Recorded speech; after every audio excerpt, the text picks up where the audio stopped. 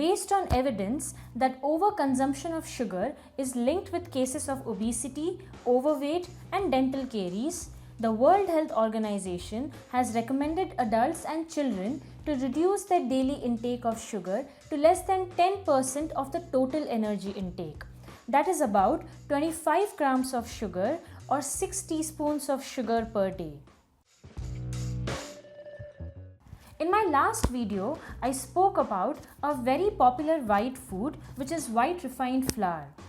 In today's video, I'll be talking about another common ingredient in processed foods, white sugar.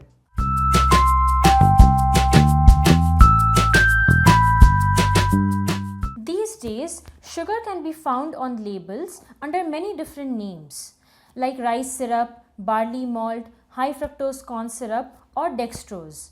All these are nothing but just different names of the same sugar. White sugar also goes through a similar round of refining as white flour. White sugar is obtained from sugar cane or sugar beets. After extracting the juice from these raw materials, the roughage or fibrous part is discarded.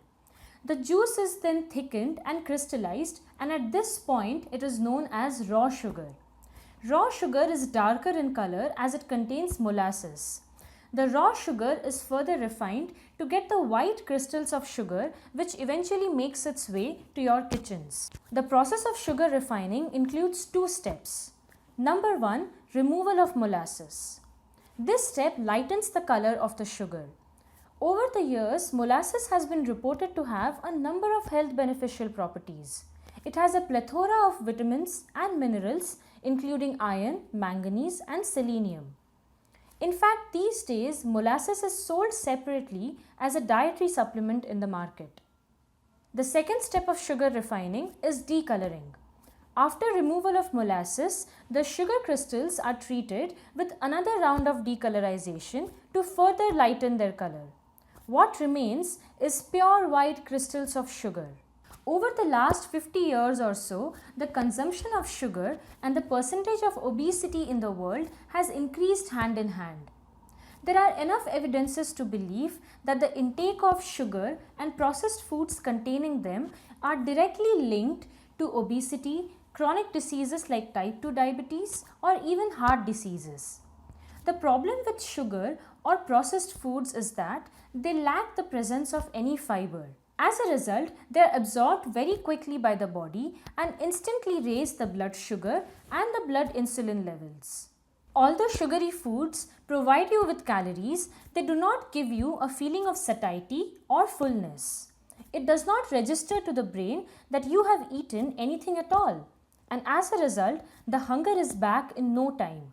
In a study, it was found that people who had sugary drinks before their meals ate more than people who did not have sugary drinks.